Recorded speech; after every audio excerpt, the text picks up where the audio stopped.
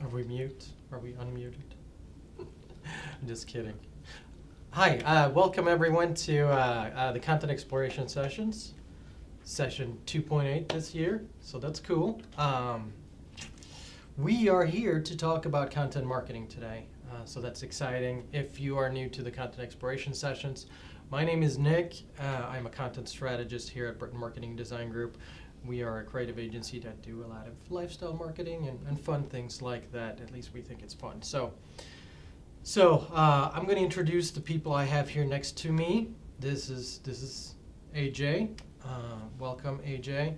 AJ is our digital content manager and a digital strategist here at Britain Marketing and Design Group. I first met you on the Twitter. Is that correct? I believe that is correct. Yes. Okay. All right. And now we're here, IRL, so to speak. Mm-hmm. Okay. Probably almost a decade later. Okay.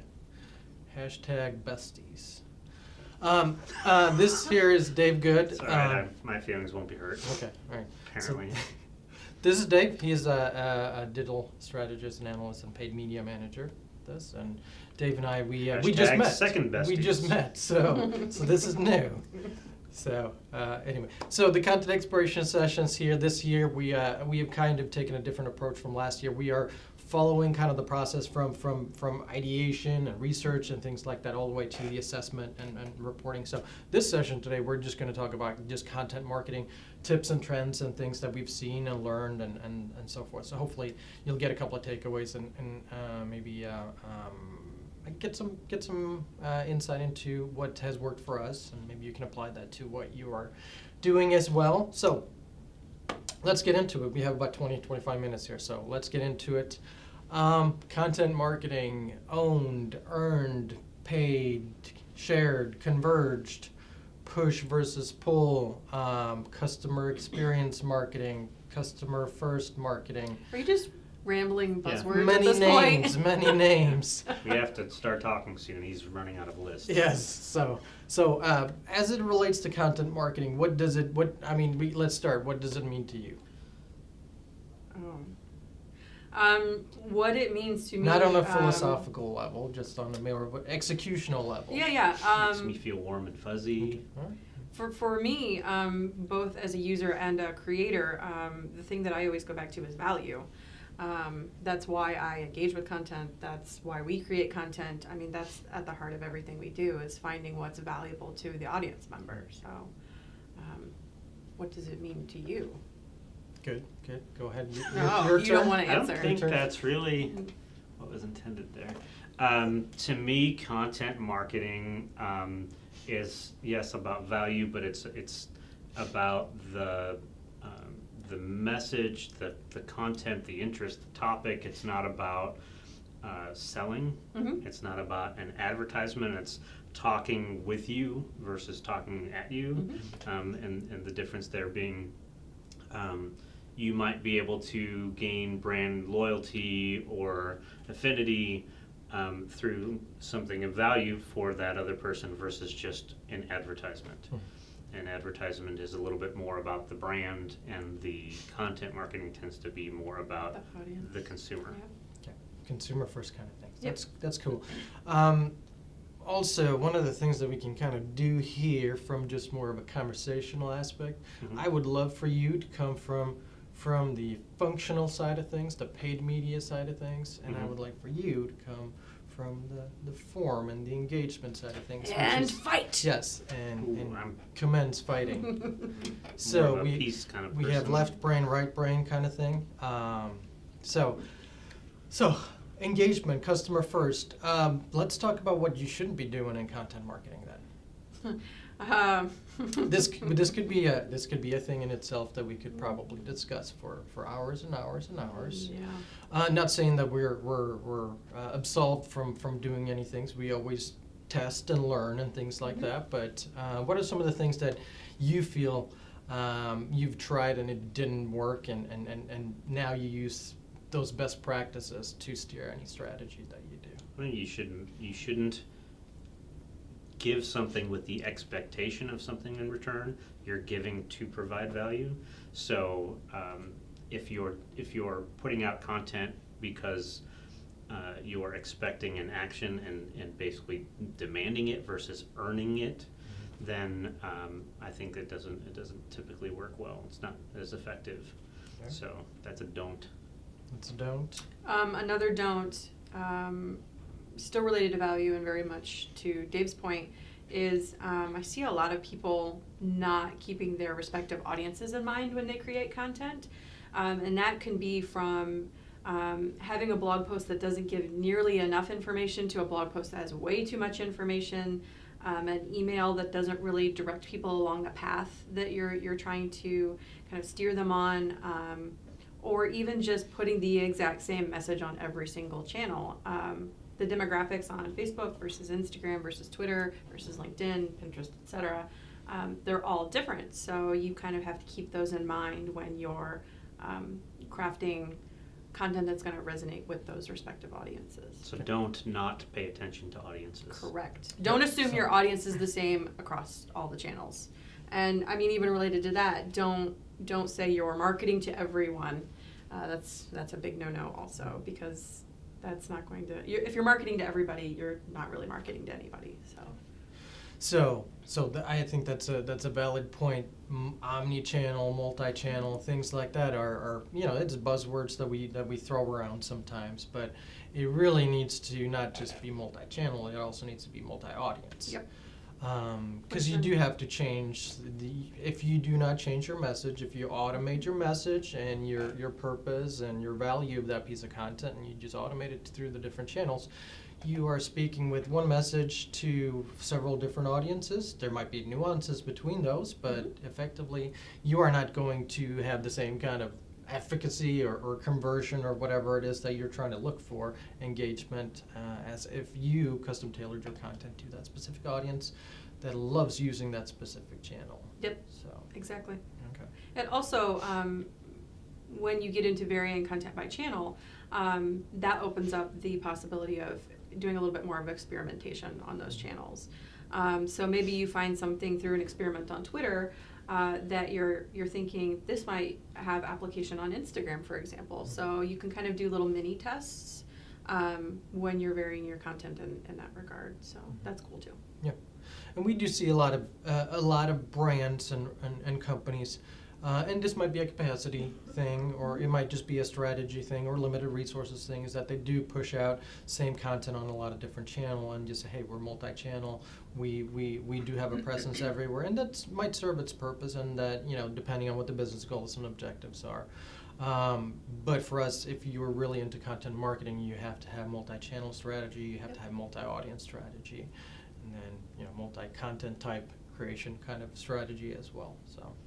What about from a paid perspective? What does content marketing mean to you in that sense? How do you amplify and use paid media to essentially not push your brand or your product? Well, ultimately, with a lot of the channels, you can use paid to, hyper target that audience for that specific piece of content, and it can be different audiences that you can use different ads to reach different audiences. You can really get the reach that you need to the people that are interested in that topic. So it really is about the content and getting the right content to the right people on the right channel. Yeah. That's great. Yeah, that's the one thing, once we always, sometimes we fall into the trap and just, we're going to create all this great content, and we're going to push it on this channel, on that channel, and house it over here on our own properties. And the expectation is usually people will come because the content is so great. But if you don't necessarily have a paid strategy tied to it, you might be missing out on that effectiveness of your content. Well, and in reality, in the algorithm world that we live in, just because you have a follower does not mean they see everything that you post. Very true. So you might reach 10% on a good day of the people that follow you on Facebook. So that paid Very good day. paid media can help amplify it to all the people that follow you, or a bigger portion of the people that follow you, and the people that don't follow you but maybe should. Yeah, absolutely. Okay, so from a trend perspective, what are some of the things that we're seeing, people doing right now, and what people have been doing, and what people are kind of pivot to video kind of thing? Obviously that's a thing that people are talking about right now. How we can pivot to video, because video is the most engaging content type out there. So everyone, if you ask every marketer out there, you need to pivot to video, right? Which that's not necessarily a strategy, is it? It's a content type. Mm-hmm. Yeah. So the content still matters, the audience still matters. It's just a different, it's a change in delivery. Mm-hmm. And I think even the delivery matters. What we're doing now is different from the Instagram stories or what you might put on Snapchat. You kind of have to think about, again, you have to think about your audience, but you also have to think about channel application and what that means for video. You get into micro video versus longer video, that more spur of the moment authentic video versus something that's a little more polished, produced, and that type of thing. So you have to think about those things too, in regards to production. Do you have a script? Do you not have a script? How much are you going to plan out ahead of time? All of those things. What kind of messaging you absolutely want to make sure that you get in there, if it's scripted or even if it's not. Those are all considerations that people have to take with video. Mm-hmm. So it's a lot deeper than, hey, we need to pivot to video because people like video. Well, in reality, you need to pivot to everything. You need to be where the consumer is going to consume your content. So if it's compelling content, if it's of interest to that specific audience, there are some people that read blogs, there are some people that prefer video, there are some people that will watch it in a story feature format. So it really, you need to be in the place they're going to consume it, and that's going to vary by audience, but it depends too on where the push is going to be. Like right now on Facebook, if you push out a video, chances are you'll get better reach than just with a text post or a blog post. But that doesn't mean that's how your audience is going to consume it. So you have to do it in the format that is really best practice for them. Yeah, and I think you alluded to that too, AJ, is that if you look at video, there's so many different video types that you can do, and with the application and channel-specific features of this channel versus that channel, and how people consume content on that channel versus that channel, that's something you have to consider too from a content creation standpoint. Is, I can produce this awesome video that I can put on YouTube, but how do I effectively grab that content and then apply that to Instagram? In a good repurposing kind of evergreen content kind of way. How do you do that from a best practices standpoint? Can you do that, or is that even something that you should consider? Should you just consider creating video in there and then just piecemeal it out, or there's a lot of variables to consider when you pivot to video, so to speak. Yes. Well, I think that brings up another good point. A lot of people that I talk to from a strategy standpoint, when you say the word video, they get a little nervous because they think of high production, high cost, and a lot of times they're thinking in a very capsuled kind of mentality of it's one video for YouTube or it's one video for Facebook. But if you put a little bit of groundwork strategy at the beginning, you can think about how you can piecemeal that out into smaller chunks across other channels. Maybe you do a preview on Snapchat or Instagram. If it's something where somebody is going to need more information, like I saw a great video not that long ago from the Allen County, the Fort Wayne Animal Care and Control, where they were running critically low on cat food. And the video was of a very personable woman kind of taking you through, showing all of the cats to pull at your heartstrings, and talking about their need for food and what they do with it. But that video is housed on Facebook because then the comments, people can tag in the comments. They can post a link to their Amazon wish list. They can post a link to their fundraising page.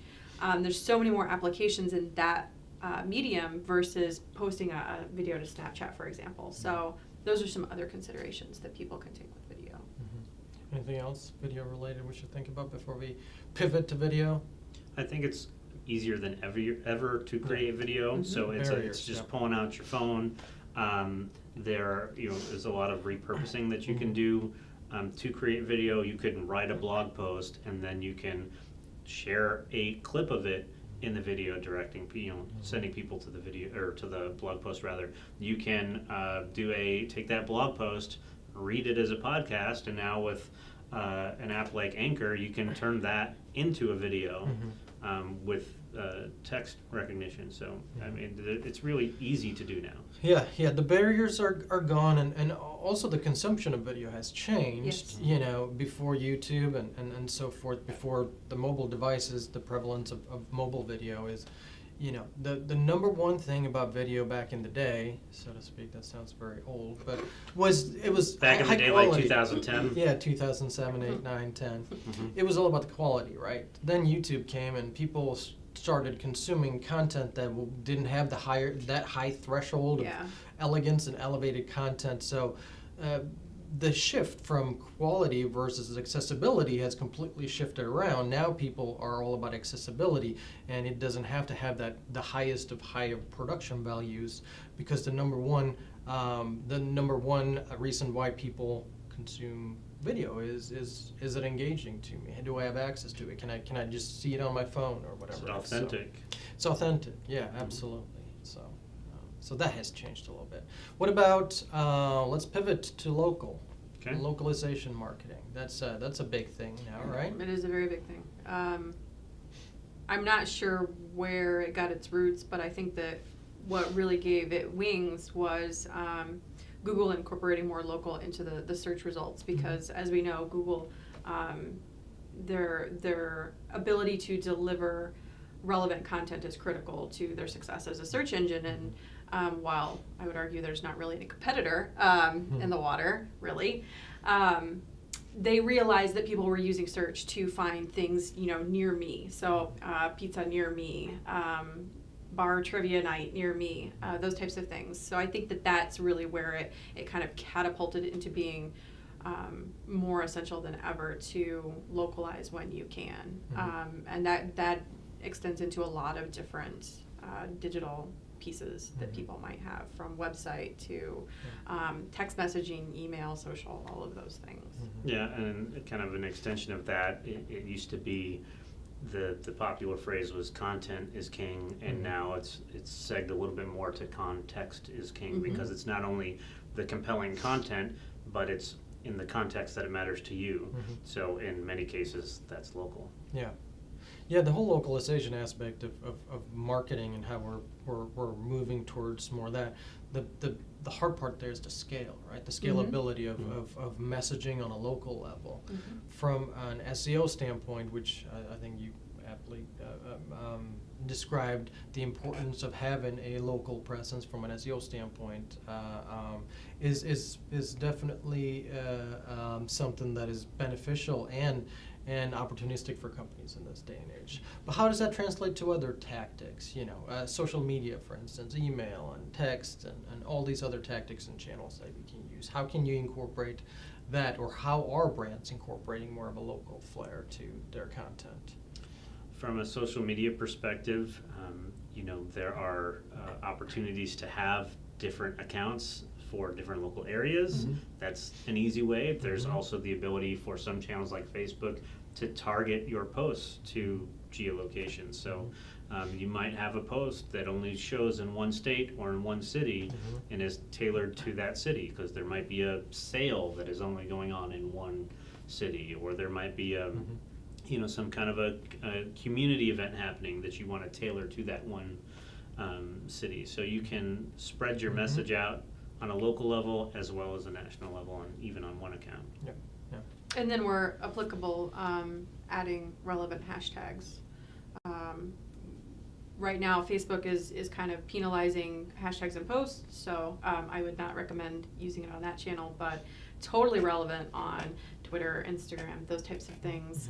From a Pinterest perspective, making sure that you have the SEO-rich descriptions in your boards, that you're paying attention to what you're naming your boards, what kind of content you're putting in your pins that you want to be discovered. Just kind of being cognizant of the way that people find information that's centered around that localization aspect. And that's, I think the localization part of things is probably something that's going to continue to press forward, since it appears that Google is putting such an emphasis on that contextual part of the search. And not only localization, but personalization. Mhm. A lot of studies coming out now show specifically younger demographics aren't getting what they want out of messagings. They want it to be more personal. It's not just, I want to hear from Target about whatever sale you have. It's, I want to hear about the products that I've looked at Target the last time I was there, or on their website or on their app. And it's personalization on a local level. On a local level, yeah. So, what about another big thing right now is influencers. What's our take here on influencers from a trending perspective? What are people doing that's good versus bad? How do you see this kind of influencer marketing panning out in the near future? I think influencers are another thing where strategy is key. I mean, obviously we're going to put an emphasis on strategy, but you see a lot of organizations that are tapping people that they feel are influential to a certain demographic or a certain interest, and they're not necessarily engaging them with best practices. It's just kind of a loose, we just want you to post about our product. Here's a one-sheet template. If they even get that, yeah. But kind of figuring out because oftentimes influencers, you're either investing free product or some kind of trial of some sort, or if it's a major name influencer, you're paying them money. You're paying them some way. So kind of doing a little more of that legwork up front to figure out the best use of those resources, the best use of your investment, I think behooves a lot of people. And again, figuring out how that affects different channels, because not all channels are created equal. But then we're also seeing some people who are kind of trying to game the system of, I don't want to do anything. I just want to, get paid for my fake profile on Instagram as an influencer. So we're kind of seeing some exposés about how the authentic influencer that people thought that they were following, it turns out they're not so authentic after all. So I think that that's something that's still kind of unfolding and playing out. It's a big balance right now, a pull of forces between trying to show somebody who has influence on a certain topic or product, and them being authentic and authentically using your product or service, with balancing that with the need to say, I'm getting paid for this. And that's huge right now with the Federal Trade Commission trying to make sure that there's transparency, that if you're getting paid to talk positively about a product, that it's going to be shown. So I think that really will impact the influencer industry over the next couple of years, and I think they'll have to kind of sort a few things out. I think influencers being authentic will continue to be a big part of marketing for a while. Yeah. There seems to be kind of a balancing point, and I don't know where the tipping scale, where it's going to tip, because we've seen a lot of influencer marketing work, and then there's the other part of things where there's this not fraudulent, but it's this ambiguity, and there's no transparency, and there's a lot of pushback from certain generations, especially the millennial generation. If they sniff out just an ounce of fakery in something, then they will take a staunch approach to something like that. So definitely interesting to continue to see how that evolves from a legality standpoint and from a future standpoint. So. All right, what to kind of pivot off the trends? What are some tips or something that you think we can kind of imbue on this audience here to say, these are some things that we've learned. These are some things to look out for, and give them a 7-second elevator pitch of content marketing as far as from your viewpoint. So I know that we briefly touched on something like SEO, but I think in an effort to kind of future-proof marketing, there is no foolproof future-proofing that you can do, but we're seeing, with that continued rise in localization, I think we're going to see more kind of voice-to-text search capabilities. So Where we could get away with content that was a little more how we write, I think we're going to have to shift to more organic, natural feeling language where applicable, so that it makes content discoverable. That is then going to trickle down into just the overall feel of content. I believe that people are going to want more conversational pieces, even if it's a really technical white paper. People want that level of feeling like they're conversing with somebody rather than just being talked at. So big changes in tonality, informal versus formal, and I think that's a very good takeaway. What do you have? Do you have anything? I agree with her. Yeah, She did a good job on that. She did. What about from content type perspective? We've talked a lot about pivot to video, but how do you figure out what's going to work for you the best, and what have we seen and learned from that part of things? I think it's going to be what works for the audience the best, not what works for you the best. You have to be able to find the right process, and so you can streamline it and be efficient with your time. But I think it really comes down to what's the best for the audience and how they consume, whether it's audio, video, text, blog, whatever. And to find that, you just have to test. Yeah. Test. Do small scale tests. Do large scale tests. Like Dave was saying, there's a lot of targeting options that you could do smaller scale tests on certain channels. And then we also have to keep in mind, what works today may not work tomorrow. Wait a minute, you mean those algorithms change? Yes, tech changes, algorithms change, and probably even more important, the audience usage changes. The way we use channels is constantly evolving. So as good stewards of marketing, we have to be willing to change with that. So future proofing should just be strict. That's a strike through. We can't do that, right? That's a thing. Can we? I can't forecast the future. You don't have a bag of bones that you can roll? Well, I had what I thought was a crystal ball. Somebody sold me a crystal ball. It was an upside down fish tank. So I thought it was a crystal ball and a free fish.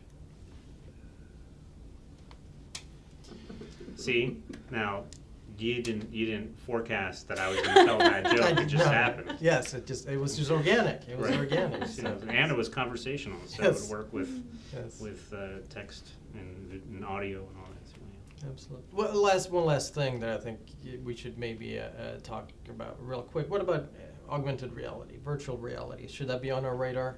Should we be doing it right now? Is anyone doing it right now? Well, I'm really excited about it from a retail aspect. I saw something, I think, yesterday or the day before that was talking about, as a female, I don't know if either one of you have experience doing this, but not as a female. Going into the makeup aisle and you do the swatch test on your skin to, is this complementary with my skin tone? And then they started putting in those, little displays in the makeup aisle where you could kind of hold stuff up to your face. It's just not the same. So there's some tech that is coming out that kind of lets women try on looks of makeup products. But is it on your face or on your arm? No, it's on your face. But lets them try those on so that they can try before they buy and actually see what it looks like on them. So like face filter? Kind of, yeah. I'm pretty excited about that. And then Amazon's been working on some things with kind of virtual dressing rooms. That's pretty cool. I think that's going to help them sell more product. Also cut down on returns coming back to them. So that's pretty cool. I think right now, augmented reality and virtual reality is expensive. It is expensive. So unless you have the budget to do it, I think what you really need to do is pay attention to the others that have the budget to do it and watch what they're doing. And the market's still young, and there's not a whole lot of targetability. I mean, virtual reality is, for the most part, still fairly far off. Augmented reality is getting closer and closer. Newer smartphones will have more AR capability, so I think that's going to come quick. But in reality, without the budget, it's hard to test and see what works. So it's a lot easier to watch the people that do have money and experience it for yourself, so you see how you react to it and what feelings it gives you or emotions it gives you, what you like, don't like, and follow those notes from the user experience. And we can kind of explore the different applications of it. I mean, I just spoke about retail. I think we've talked about things like Pokemon Go, and I know in past digital updates we talked about it. So you can do this with the Pokemon? No. I actually did catch a Pokemon yesterday for the first time in months, though. She's but been on a rough streak. Oh, okay. I think that there are also exciting applications coming out of it for healthcare, for kind of the doing good with tech. Mhm. But just kind of, keeping an eye on those and seeing how people are engaging with AR and VR, and then really kind of getting creative with what you can do with it. Mhm. Right on. Thank you, AJ and Dave for sitting in on this panel session. It was fun. I had fun, so hopefully you guys had fun too. You can find our content exploration sessions, the whole series from this year and last year, on our YouTube channel. So just find Britain Marketing and Design Group. We will talk about social media best practices next session, and that is the last Friday of the month, so last Friday of September, whatever date that might be. I do not know, but we'll figure that out. I know it's a Friday. I know it's the and it's the last Friday as well. So I checked my crystal ball. okay, all right. Is the fish alive? No. Okay. Sadly, I'm sorry. All right. Well, There was it's one unfortunate. fish harmed in this process. No, in the joke. In the joke, yes. I think we were all harmed in the joke, actually. Yes. So, and with that, we sign off. Yes. So, until next, thank you very much.